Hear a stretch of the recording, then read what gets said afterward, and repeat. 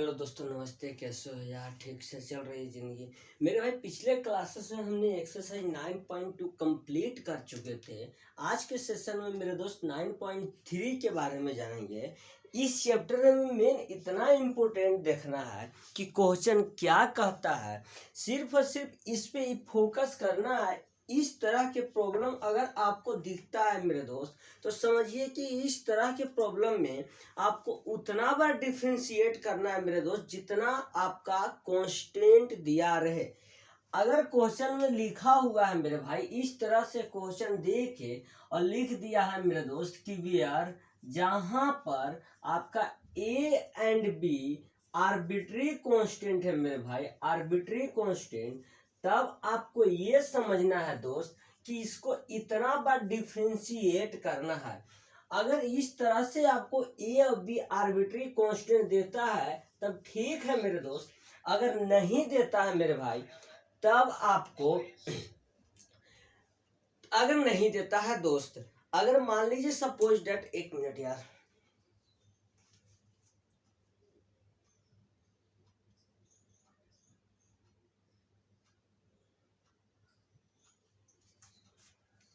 अगर आपको नहीं भी देता है मेरे भाई, तो आपको यही समझना है कि हमें ये आर्बिट्री कांस्टेंट दिया हुआ है। क्वेश्चन बहुत अलग अलग डिफरेंट के इस चैप्टर में देखने को मिलेंगे मेरे भाई, और आज के सेशन में यह चैप्टर भी आपका खत्म हो जाएगा मेरे भाई। तो समझने की हम कोशिश करेंगे। जैसे जैसे लेवल उठेगा इस चैप्टर का, वैसे वैसे हम क्वेश्चन समझेंगे। और जितने तरह के, यकीनन मानो मेरे भाई, जितने तरह के आपको क्वेश्चन कराए जाएंगे वह सभी के सभी आने वाले एग्जाम पैटर्न पे होंगे, और वह सभी के सभी आपके टाइप्स होंगे। यानी इस चैप्टर से जितने तरह के टाइप्स प्रॉब्लम देखने को मिलेंगे मेरे भाई, उतने तरह के होंगे। पहले टाइप्स आपको इस तरह से अगर देता है मेरे भाई, ए और बी आर्बिट्री कांस्टेंट है, इसका मतलब आपको दो बार डिफ्रेंशिएट करके मेरे भाई, दो बार डिफ्रेंशिएट करके उसको एक फॉर्म में बनाना है मेरे भाई। जैसे y बराबर ए बी है, सबसे पहले मेरे दोस्त हम डिफ्रेंशिएट करेंगे विथ रिस्पेक्ट टू एक्स के रिस्पेक्ट में मेरे भाई, क्योंकि यहाँ बेस एक्स है सर, तो D Y upon D X बराबर मेरे भाई ए ई थ्री पावर हो जाएगा एक्स मेरे भाई। E to the power x का differentiate e to the power x ही होता है मेरे दोस्त। तो यहाँ पर पावर में थ्री, मानी एक्स के मल्टीपल थ्री है मेरे भाई, तो यहाँ पर थ्री आ जाएंगे मेरे भाई। उसी तरह से -2 अब बी हो जाएगा मेरे भाई, e to the power -2x हो जाएंगे। अगर हम चाहे तो इसको इक्वेशन नंबर 1 मान ले। हमें दो बार डिफ्रेंशिएट करना है मेरे भाई, क्योंकि दो आर्बिट्री कांस्टेंट है, तो इसको फिर से हम अगेन डिफ्रेंशिएट करेंगे मेरे भाई। चुप चानी अभी आप लोग समझने की कोशिश करो, आपको यकीनन मानो अच्छे से समझ में आएंगे क्लास एंड होते होते। ठीक, फिर से इसको डिफ्रेंशिएट करेंगे मेरे भाई, तो यह 9a E to the power 3x हो जाएंगे, और minus minus plus 4b e to the power -2x हो जाएंगे मेरे भाई। यह इक्वेशन नंबर सेकेंड हो जाएगा मेरे दोस्त। इसको अब हमें y और d/y इस फॉर्म में इसको बनाना है मेरे भाई। तो हम समझने की कोशिश करेंगे। सबसे पहले देखिए, अगर हम मेरे भाई यहाँ पर थ्री, यहाँ पे अगर हम 3a E to the power 3x है plus 4b e to the power -2x है मेरे भाई, समझने की हम कोशिश अगर करें सर, तो यहाँ 9 है, यहाँ 3 के मल्टीपल है, यहाँ 2 के मल्टीपल है, तो किस फॉर्मेट में इसको हम बैठाना चाहे मेरे दोस्त तो बैठेगा। ये हम समझने की कोशिश करते हैं सर। देखिए, अगर हम मेरे भाई इधर y को ले आते हैं, इधर अगर हम करना चाहे sir y minus B e to the power -2x बराबर मेरे भाई a e to the power 3x, अगर हम इसको करना चाहे मेरे दोस्त, तब क्या होता है हम देख लेते हैं। फिलहाल आप यहाँ तक नोट डाउन कीजिए और आगे हम समझने की कोशिश करते हैं मेरे दोस्त। अगर हम इसी टर्म्स को जहां पर a e⁻³ है, इसके जगह अगर हम ये चीज पुट कर दे मेरे दोस्त, तब इसका रिएक्शन क्या होगा उसको हम समझने की कोशिश करते हैं। d2y/dx² माइनस बराबर 9 a e⁻x के जगह अगर हम इतना टर्म्स पुट कर दे मेरे दोस्त, तब इसका क्या रिएक्शन होगा वो हम समझने की कोशिश करते हैं। तो यहाँ पर d2y/dx² हो जाएगा मेरे भाई 9y माइनस में 9be⁻⁻2x मेरे भाई, और प्लस 4be⁻2x हो जाएगा मेरे भाई। तो d2y/dx² बराबर 9y मेरे दोस्त, और -9 + 4 मेरे भाई -5be⁻2x आपको देखने को मिलेगा मेरे दोस्त। अगर हम मेरे भाई यहाँ पर भी d2y के जगह अगर हम इस be के पावर में अगर इसको पुट करें मेरे भाई, तो और एक्सप्रेस हो सकते हैं मेरे दोस्त, लेकिन आप अगर यहीं तक छोड़ते हैं तो आपका आंसर सही है। कहने का मतलब यही इस क्वेश्चन में रहता है मेरे दोस्त, जितना कांस्टेंट की जितना कांस्टेंट के जिक्र करता है क्वेश्चन, आप उतना बार इसको डिफरेंशिएट कीजिए और इस तरह से फॉर्म में आप ला दें। यानी इसको अब जितना देखिए, जब तक आपको कोई सोल्व करने के लिए नहीं दिया है, जैसे पिछले चैप्टर में थे कि आपको ये दिखाना था तो आपको वहां तक फिक्स थे, इसमें कुछ दिखाने की जिक्र नहीं है मेरे दोस्त, तो इसमें कुछ भी फिक्स नहीं है मेरे भाई। तो यदि फिक्स नहीं है तो यह धीरे धीरे धीरे धीरे बढ़ते चला जाएगा। आपकी मर्जी कि आपके पास कितना एग्जाम में टाइम से, आप इसको नोट डाउन करो। नेक्स्ट क्वेश्चन हम समझने की कोशिश करते हैं कि एक कर्व की किस तरह से हम डिफरेंशिएट करेंगे, जो कि एक कांस्टेंट की बात करेगी मेरे भाई, वो हम समझने की कोशिश करेंगे। चलिए आगे हम समझने की कोशिश करते हैं। आपको अगर बेसिकली ग्राफ के माध्यम से समझेंगे और इस तरह से समझेंगे, जैसे भी हो आपको समझ में आना चाहिए। बेसिकली अगर बात करें सर क्वेश्चन की, अगर हम बात करें तो क्वेश्चन इस फॉर्म में दिया रहेगा मेरे भाई कि फॉर्म द, समझने की कोशिश करना मेरे भाई, form the differential equation, differential equation on representing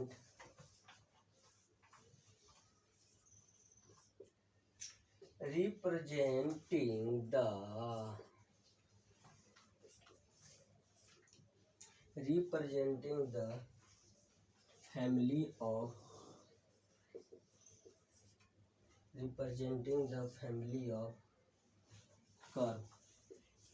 अच्छा तुम लोग सही से बताओ यार, पढ़ाई लिखाई तुम लोग का चल रहा है कि नहीं? मुझे तो लगता नहीं है कि तुम लोग जिस तरह से ग्रुप में हल्ला नहीं करते हो उस तरह से हमें लगता है तुम पढ़ते नहीं हो। यह क्वेश्चन आपके सामने है, यह नेक्स्ट टाइप्स है और इस तरह से भर भर के एग्जाम में क्वेश्चन देखने को मिलता है दोस्त, लेकिन तुम लोगों का कोई अंतर ही नहीं है कि नहीं? देखो पूरा फॉर्म एक डिफरेंशियल इक्वेशन का एक फॉर्म है मेरे भाई, इसका कर्व फैमिली है, इसको कैसे हम शो करेंगे मेरे भाई। यहाँ पर आपको ये नहीं बोला है सर कि कितने कांस्टेंट आर्बिट्री दिए हुए हैं, तो अब आप कहेंगे कि सर नहीं दिया हुआ है तो हम कितना बार इसको डिफरेंशिएट करें। मेरे दोस्त दिमाग आपके पास है, थोड़ा सा दिमाग लगाने की जरूरत है मेरे भाई। यहाँ पर ए और बी दो तरह के आर्बिट्री कांस्टेंट है सर, क्योंकि हमें दो कांस्टेंट दिख रहे हैं, तो इन्हीं कांस्टेंट को हम एक आर्बिट्री के फॉर्म दे देंगे मेरे भाई।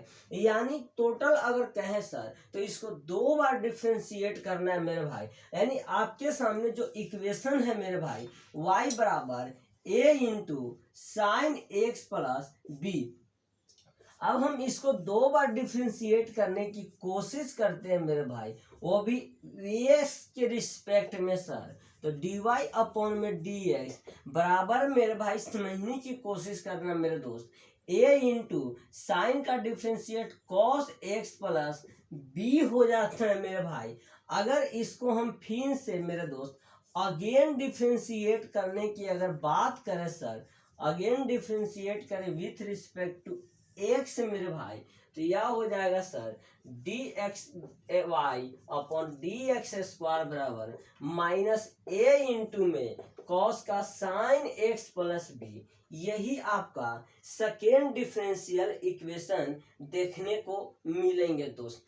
अब इसको उस फॉर्म में सजाना है मेरे भाई, तो यह तो बहुत ही इजी था मेरे भाई। D y s square upon D x square बराबर minus a sine into x plus b, यह फॉर्म ऑफ वाई है मेरे भाई। अगर हम इसको इस फॉर्म में लिख दे सर कि D x square Y upon में डी एक्स स्क्वायर, मेरे भाई समझने की कोशिश करना यार, मार्कर में इंक भी तुम्हारा खत्म हो चुका है।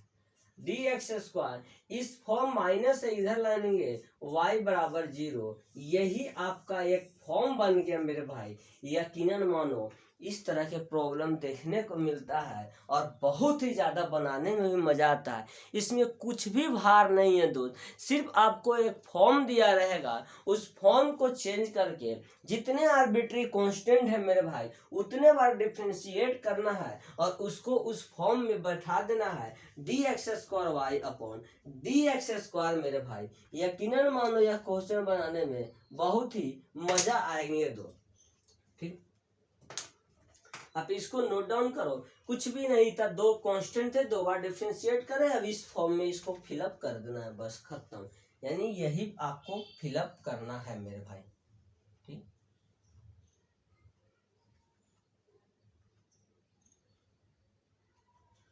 अब इसको नोट डाउन कर लिए यार। आगे हम समझने की कोशिश करते हैं एक अगला क्वेश्चन, इसी के बेस पे है मेरे भाई y बराबर एम एक्स, जिसको आप पैराबोला बोलते हो मेरे भाई। पैराबोला का कर्व आपको अच्छे से पता होंगे मेरे दोस्त। समझने की हम कोशिश करते हैं दोस्तों कि अगर आपको यहाँ पर y बराबर, अब आपको y बराबर एम एक्स प्लस सी दे दिया है मेरे भाई, और जहां पे बोल रहा है m इज आर्बिट्री कांस्टेंट, यह question m is arbitrary constant. समझने की बात है मेरे भाई कि यहाँ पर दो, अगर आपको समझने की कोशिश करना, फोकस करना है यहाँ पर मेरे दोस्त।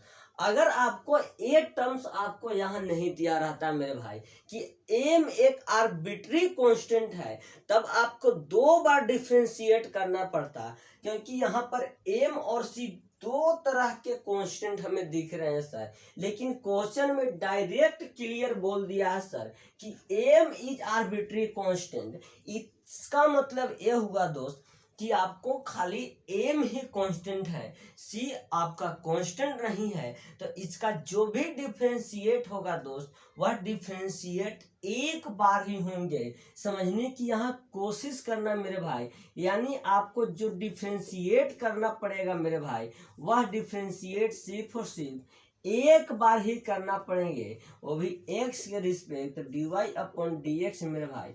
एम एक्स प्लस सी मेरे दोस्त, यानी एम एक्स प्लस सी, तो एम हो जाएगा और कांस्टेंट का डिफरेंशिएट 0 हो जाता है मेरे भाई, तो D Y upon D X बराबर में एम आ गया मेरे भाई। यही आपको, अगर एम को हम इधर लाए सर, तो D Y upon D X minus M बराबर 0, यही आपका इसका सॉल्यूशन देखने को मिलेगा। अगर किसी स्टूडेंट को ऐसा लगता है एम का वैल्यू रख दे y के टर्म्स में मेरे भाई, तो y माइनस सी अपॉन में एक्स बराबर एम, ये वैल्यू को यहाँ पर आप पुट कर दे, तो यह y के टर्म्स में आंसर देने की कोशिश करेगा मेरे भाई। तो ज़्यादातर आप अपने से कुछ भी कर सकते हो। क्वेश्चन आपको क्लियर कर दिया मेरे दोस्त, समझने की यहाँ कोशिश करना मेरे भाई। आप नोट डाउन करो, आगे हम समझने की कोशिश करते हैं मेरे दोस्त कि क्या है इसमें। अगर मेंशन नहीं करता तब आपको मेरे दोस्त दो बार डिफरेंशिएट करना पड़ता।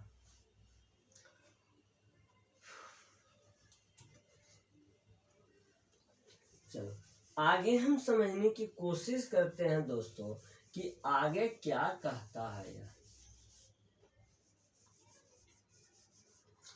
अगर आपको मेरे भाई y बराबर, अब अगर जो बोल दे मेरे भाई, समझने की कोशिश करना मेरे दोस्त कि आपको एक फैमिली कर्व दिया हुआ है, वो भी दिया हुआ है इलिप्स का मेरे भाई, तब आपको क्या होगा। तो सबसे पहले इलिप्स बोलने से हमको ये दिमाग में आना चाहिए कि इलिप्स का इक्वेशन क्या होता है सर, वो हमें जरा बताने की कोशिश करें कि इलिप्स का इक्वेशन क्या होता है। मेरे दोस्त इलिप्स का अगर इक्वेशन की बात करें सर, तो इलिप्स का जो भी इक्वेशन होता है दोस्तों, वह एक्स स्क्वायर अपॉन में a x square plus y x square upon में बी एक्स स्क्वायर बराबर 1। इससे ये साबित पता चलता है, इसमें कांस्टेंट के बारे में जिक्र नहीं किया दोस्तों, तो यहाँ ए और बी दो कांस्टेंट है, तो इसका जो भी डिफरेंशिएट होगा मेरे दोस्त, वह 2 बार डिफरेंशिएट होंगे। तो सबसे पहले हम डिफरेंशिएट करेंगे मेरे भाई विथ रिस्पेक्ट टू एक्स के बारे में हम जानने की कोशिश करेंगे मेरे भाई। तो समझने की यहाँ कोशिश करना मेरे दोस्त कि एक्स स्क्वायर अपॉन ए एक्स स्क्वायर है, ए एक्स स्क्वायर एक कांस्टेंट टर्म है मेरे भाई, इसको बाहर ले लेंगे, अगर खाली एक्स स्क्वायर का डिफरेंशिएट करेंगे तो 2x हो जाएंगे मेरे भाई अपॉन में ए एक्स स्क्वायर। उसी तरह से वाई एक्स स्क्वायर को करेंगे मेरे भाई तो 2y होंगे। यह समझने की कोशिश करना मेरे भाई कि यहाँ पर क्या हो जाएगा, यहाँ पर 2y होंगे मेरे भाई, और यह बात समझने की कोशिश करना। लेकिन यहाँ पर जो होंगे मेरे भाई वह होगा dy अपॉन में dx बराबर में 1, यही टर्म्स होंगे। इसको फिर से अगर हम डिफरेंशिएट करें मेरे भाई, समझने की कोशिश करना, अगेन डिफरेंशिएट इसको करेंगे मेरे दोस्त विथ रिस्पेक्ट टू x, तो 2x का 2 हो जाएगा मेरे भाई, 2 अपॉन में ए एक्स स्क्वायर हो जाएगा मेरे दोस्त। इसी तरह से यहाँ पर 2y का 2 अपॉन में B x square into D x square Y upon में डी एक्स स्क्वायर बराबर मेरे भाई, ये तो 0 हो जाएंगे, ये भी 0 हो जाएगा। अब आपके टर्म सामने जो आया है 2 अपॉन में ए एस स्क्वायर आए हैं मेरे भाई। अगर हम बात करें सर कि इसको y के फॉर्म में लिख दे, तो अब आपकी मर्जी है कि इसको ट्रांसफर करके y के फॉर्म में लिख दीजिए। मार्कर नहीं चल रहा है यार, इसीलिए यहाँ पर हम नहीं लिख पा रहे हैं, तो आई होप आप लिख लेंगे, ठीक है। इसमें कुछ ज़्यादा खास नहीं था मेरे दोस्त, यह चैप्टर बहुत ही इजी है अगर समझा जाए तो। सो मेरे दोस्त नेक्स्ट क्लासेस में हम मिलते हैं आपसे नेक्स्ट चैप्टर के साथ। So bye bye, love you, Tata.